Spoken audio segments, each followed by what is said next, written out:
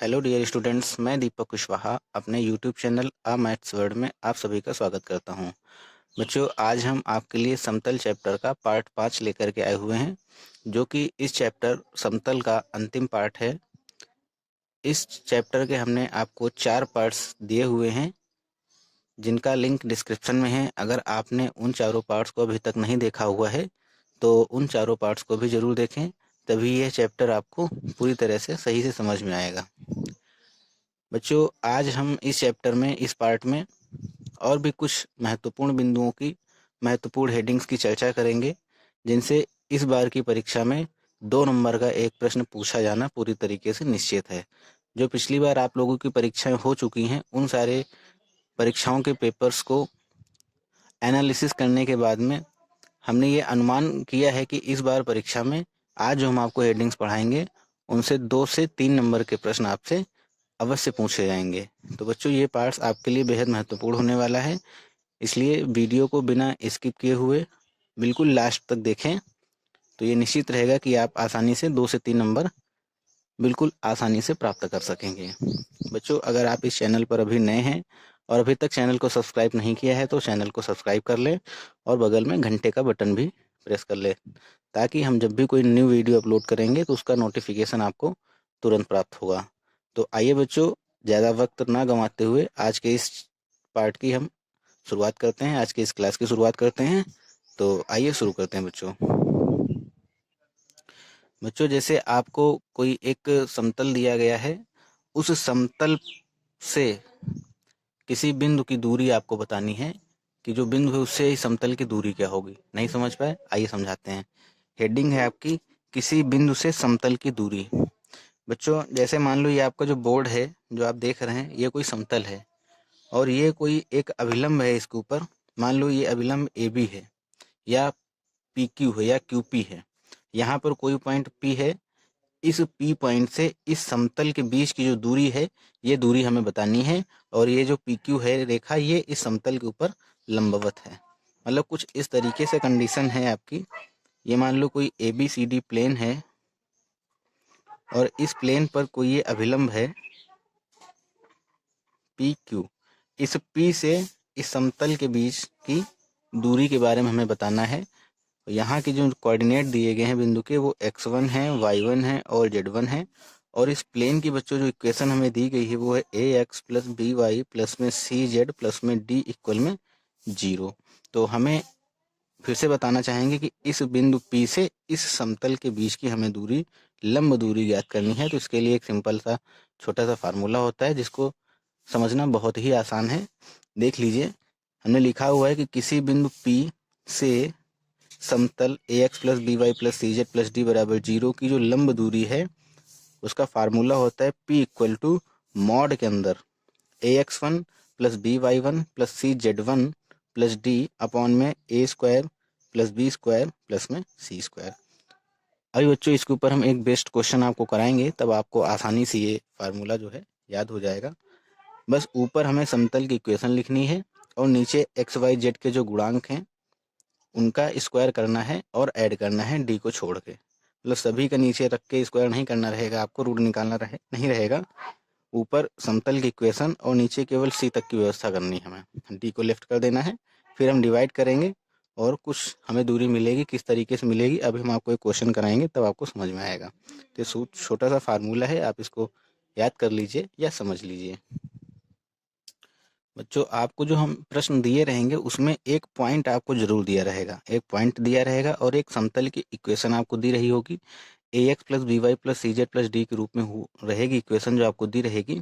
तो जो आपको पॉइंट्स दिए रहेंगे उस पॉइंट्स को आपको इसी इक्वेशन में एक्स वाई जेड के प्लेस पे सेटिस्फाई कराना रहेगा। वो वैल्यू हम यहाँ पे पुट करेंगे। मान लो यहाँ पे आपको पॉइंट्स दिए गए 1 2 3 और आपको ये समतल की इक्वेशन दी गई, तो आपको यहाँ लिखना है ए और x1 के प्लेस पे 1 प्लस बी, ये वाला बी, और y1 के प्लेस पे जो आपको यहाँ पॉइंट्स दिए गए, इसी तरीके सारी वैल्यू पुट करनी है। और नीचे इन गुणांकों का ए स्क्वायर प्लस बी स्क्वायर का करके आपस में ऐड करके रूट निकालेंगे। फिर पी की वैल्यू पता चल जाएगी, पी का मान पता चल जाएगा, आपको लंबवत दूरी पता चल जाएगी। इसको लंब दूरी भी कहते हैं और लंबवत दूरी भी कहते हैं। आइए आपको हम एक प्रश्न देते हैं, तब आपको बेहद आसानी से समझ में आएगा ये। बच्चों आपको ये क्वेश्चन दिखाई दे रहा होगा। क्वेश्चन है कि बिंदु 2,3,1 से समतल 2x plus 6y minus 3z plus 16 बराबर 0 पर डाले गए लंब की लंबाई बताइए। तो बच्चों आपको पता ही है, हमने आपको बताया हुआ ही है। तो इस क्वेश्चन के माध्यम से हम आपको फिर से ये फार्मूला समझाने की कोशिश कर रहे हैं। सभी बच्चे बिल्कुल ध्यान से समझेंगे। तो बच्चों आप जानते हो कि एक बिंदु जो है, मान लो x1 y1 z1 जो है, इससे समतल ax, इस तरीके से आपको क्वेश्चन पेपर में करना रहेगा, इसलिए हम दोबारा मेहनत करके लिख रहे हैं यहाँ पर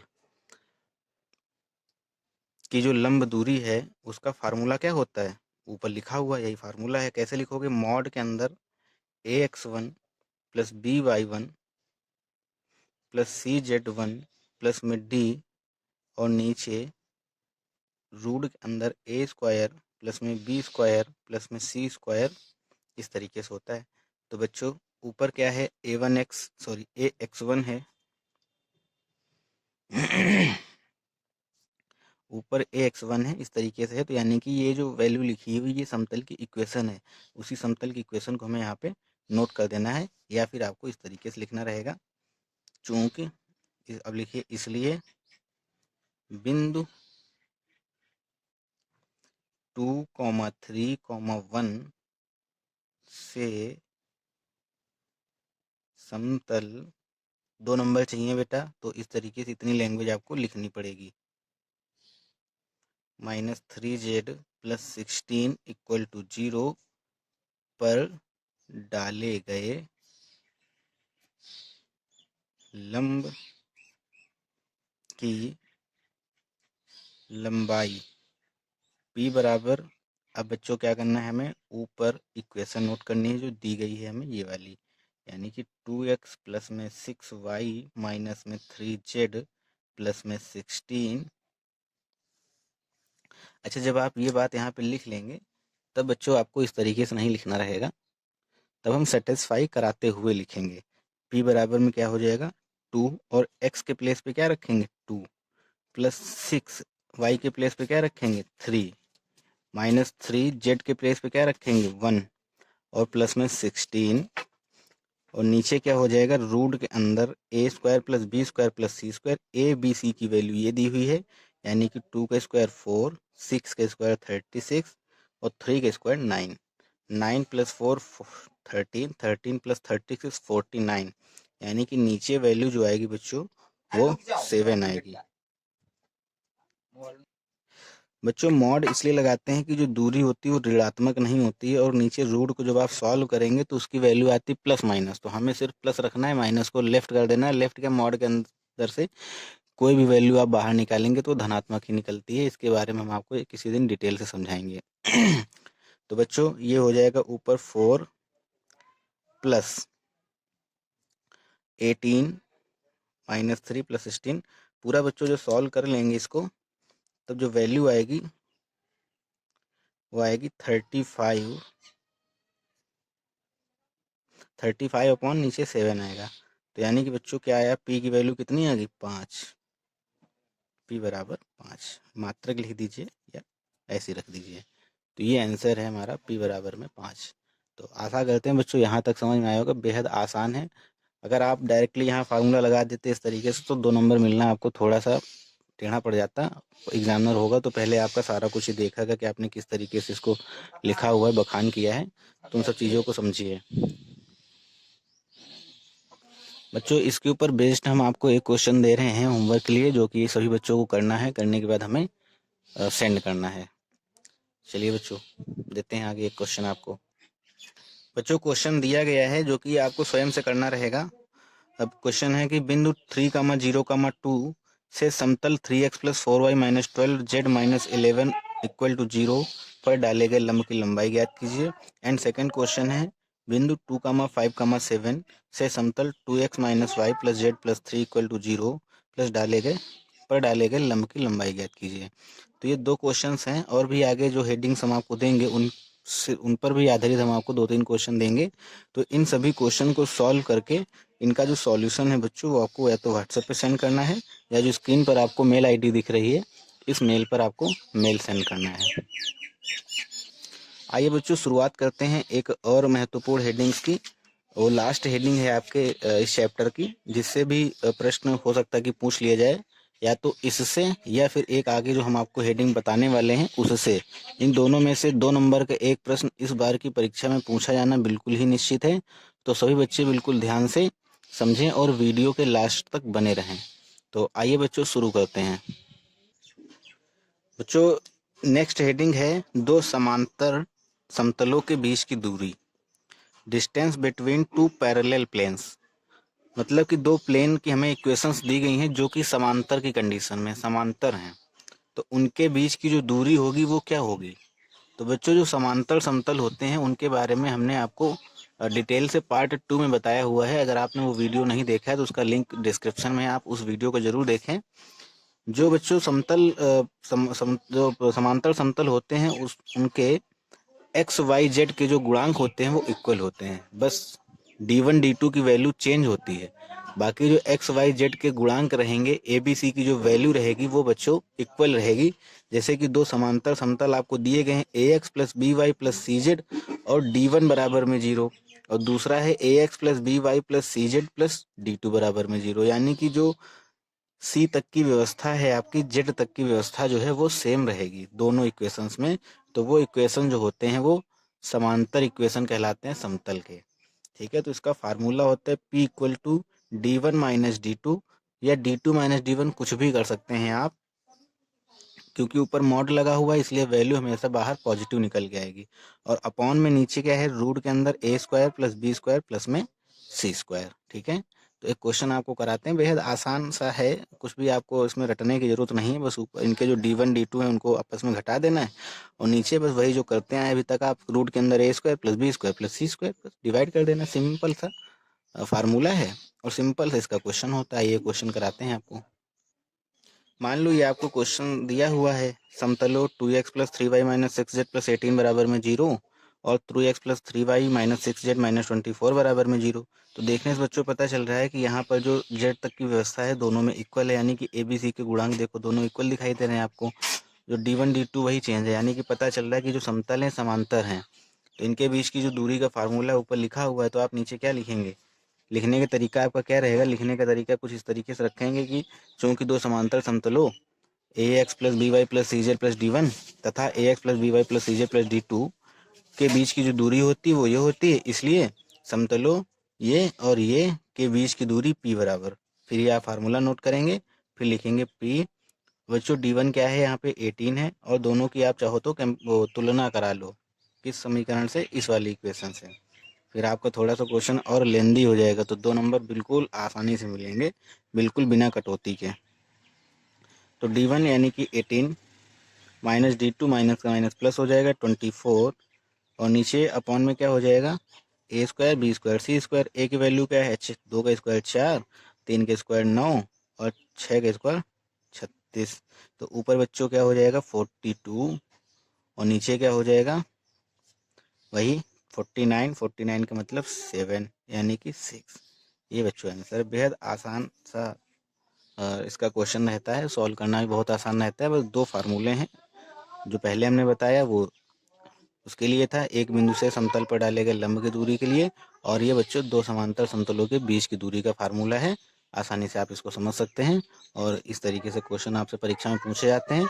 एक क्वेश्चन हम आपको होमवर्क के लिए दे रहे हैं, इसके ऊपर आधारित वो आपको करके हमें सेंड करना रहेगा। मान लो बच्चों आपको क्वेश्चन दिया गया है, समतलों 3x plus 2y plus 6z plus 20 बराबर में 0 और 3x plus 2y plus 6z plus में 29 इक्वल में 0 के बीच की दूरी ज्ञात करनी है। तो बस आपको इस फार्मूले में रख के सॉल्व करके हमें आंसर बताना है। क्या आंसर आएगा, छोटा सा आंसर है, आप इसका आंसर कमेंट बॉक्स में भी हमें बता सकते हैं। ठीक है, तो आइए बच्चों आगे एक दो और महत्वपूर्ण हम क्वेश्चन आपको कराते हैं, जो कि पिछली बार परीक्षाओं में पूछे जा चुके हैं और 5 नंबर में आने की उनकी संभावना भी है। तो बिल्कुल लास्ट तक वीडियो के बने रहेंगे। चलिए कराते हैं बच्चों।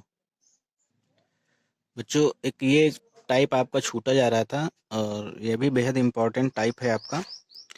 हमें कोई 4 बिंदु दिए रहते हैं और कहा जाता है कि अगर समतली हो तो लैम्डा का मान ज्ञात कीजिए। किसी एक बिंदु में लैम्डा इंक्लूड रहता है, और बोल दिया जाता है कि भाई ये समतली हैं, हमें लैम्डा की वैल्यू बतानी है।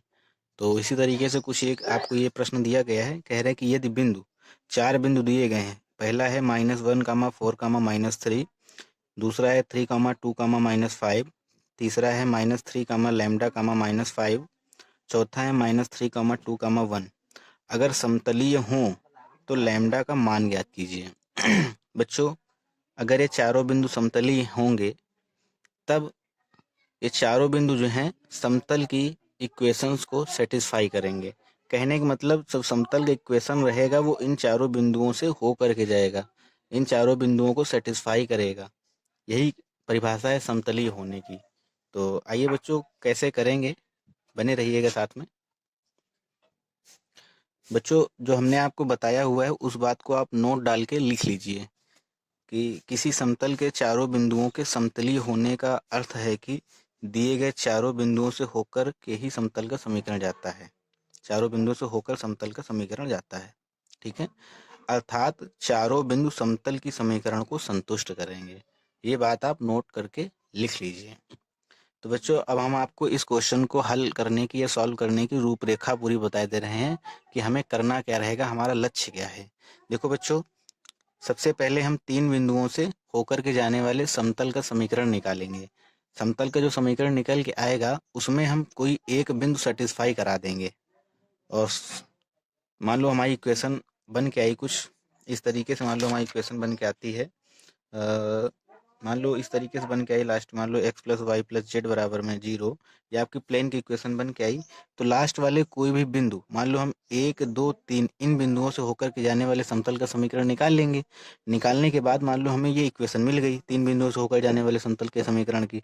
फिर उसमें हम चौथा पॉइंट जिसमें लैम्डा दिया गया है उसको हम इसमें पुट कर देंगे। और वैल्यू जब बच्चों हम पुट करेंगे तो पुट करने के बाद में मान लो x के प्लेस पे आप रखोगे 3, y के प्लेस पे रखोगे लैम्डा और z के प्लेस पे रखोगे -5। सॉल्व कर लोगे, जो वैल्यू यहाँ से लैम्डा की निकल गया कि वही हमारा आंसर रहेगा। कहने का मतलब आप समझ पाए होंगे कि हमें 3 बिंदुओं से होकर के जाने वाले समतल का पहले समीकरण निकालना है। निकालने के बाद में लैम्डा जिस बिंदु में है, पॉइंट में है, उस वाले बिंदु को उठा के उसी इक्वेशन में सेटिस्फाई करके हमें लैम्डा की वैल्यू निकाल लेनी है। कोई भी आप 3 पॉइंट ले सकते हैं, इनको ले सकते हैं। तो अब अच्छा, हाँ, ये कह रहे जो 3 बिंदु से होकर के जाने वाले समतल का बच्चों समीकरण निकालना है, उसके हमने आपको 2 तरीके बताए थे। एक आपको सारणिक के रूप में हमने आपको एक फार्मूला बताया था कुछ इस तरीके से, x - x1, y - y1, z - z1, इस तरीके से एक फार्मूला था। या तो आप इससे वैल्यू निकाल लीजिए या एक बिंदु से होकर के जाने वाले समतल का समीकरण निकालिए और फिर 2 बिंदु से उनको सेटिस्फाई उसमें कराइए। वज्र गुणनखंड विधि से ए बी सी के वैल्यू निकालिए। निकालने के बाद पहली वाली इक्वेशन में रख दीजिए। वहां से अब आप दोनों तरीके हमने आपको बताए हुए हैं, तो अब आप जो सही तरीका समझते हैं आप उससे लगा सकते हैं। चलिए, मान लो हम आपका बहुत सारे बच्चे कह रहे थे सर हमें वज्र गुणनखंड विधि समझ में नहीं आई है, तो इस वाले मेथड से आप करने की कोशिश कीजिएगा और वज्र गुणनखंड वाली विधि से हम आपको समझा दे रहे हैं। वीडियो के लास्ट तक बने रहेंगे और आप पहले अपने आप कोशिश करेंगे सॉल्व करने की, फिर हमारा ये देखेंगे इस कि हमने कैसे सॉल्व किया और आप मैच करेंगे अपने स्टेप्स को कि आपने सही स्टेप से किया है कि नहीं किया है। तो बच्चों, एक बिंदु से होकर के जाने वाले समतल का हमने समीकरण का क्या फार्मूला आपको बताया था, वो होता है formula x - x1 a x - x1 plus b y - y1 plus c z - z1 equal में 0। तो इस तरीके से आप पहले वाले बिंदु से होकर के जाने वाले समतल का समीकरण लिखेंगे। तो बच्चों, बिंदु ये हमने मान लो पहला पॉइंट ले लिया, -1, 4, 3 से जाने वाले समतल का समीकरण। तो बताइए बच्चों, एक बिंदु यानी कि इससे होकर जाने वाले समतल का समीकरण क्या होगा। आप इस तरीके से लिखेंगे, a x + 1, x - x1 के प्लेस पे -1 है तो +1 हो जाएगा, प्लस में b y - 4 और प्लस में c z प्लस में 3। ये बच्चों माइनस दिया हुआ है तो +3 हो जाएगा इक्वल में 0। इक्वेशन नंबर हमने फर्स्ट मान ली। अब ये जो ऊपर वाली इक्वेशन है ये और भी कई सारे बिंदुओं से होकर के जाती है, तो मान लो इनसे और इनसे होकर के जाती है। तो अब आप क्या लिखेंगे, सिंस यह 3, 2, -5 एंड -3, 2, 1 से भी होकर जाता है।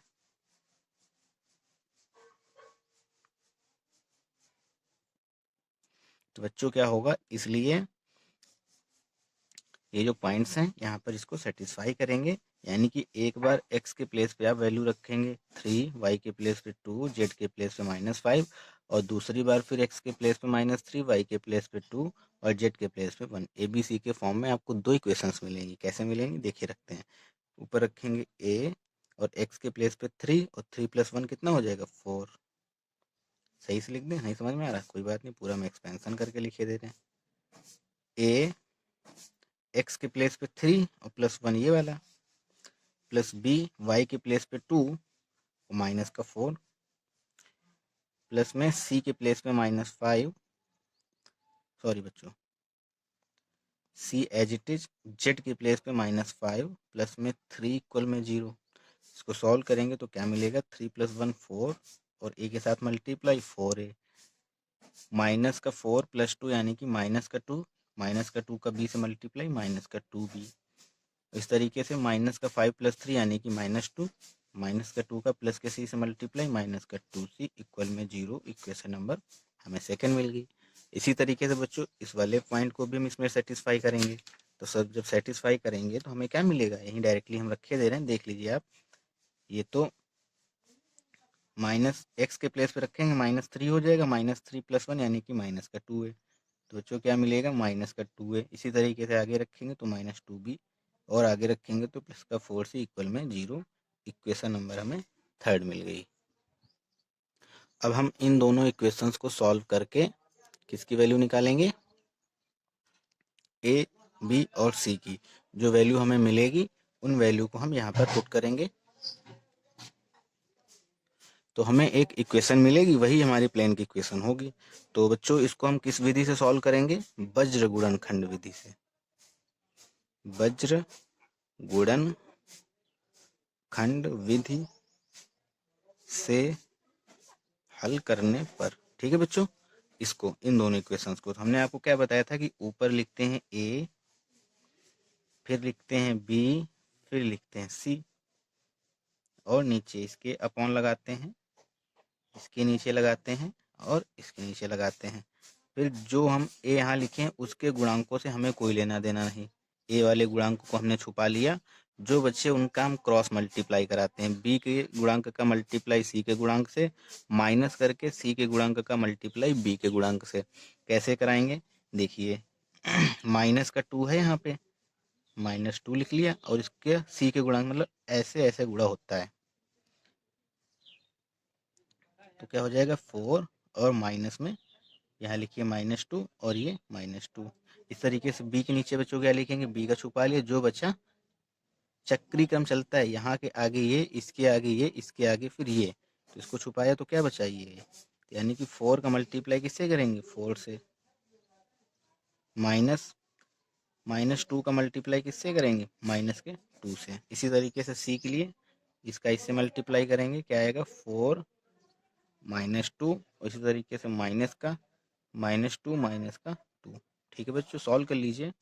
a अपॉन हो जाएगा नीचे -8 -4 इक्वल टू b अपॉन में नीचे। बच्चों एक बात और समझ लीजिए, अगर आप इसको चक्रीय क्रम में आगे बढ़ाना चाहते हैं तो यहाँ पे ऊपर माइनस का साइन आएगा, और अगर चक्रीय क्रम में नहीं लिखना चाहते हैं, जैसे कि ये है इसके आगे ये आ रहा, तो आप इसका इसके मल्टीप्लाई नहीं करना चाहते तो चक्रीय क्रम में, तो इसका पहले इसमें मल्टीप्लाई करेंगे। तो आप बस इतना याद रखिए, चक्रीय क्रम से चलिए, प्लस माइनस प्लस।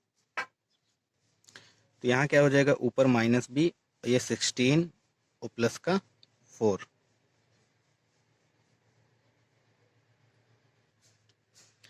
प्लस का 4 नहीं माइनस का 4, और बराबर में c अपॉन -8 और -4।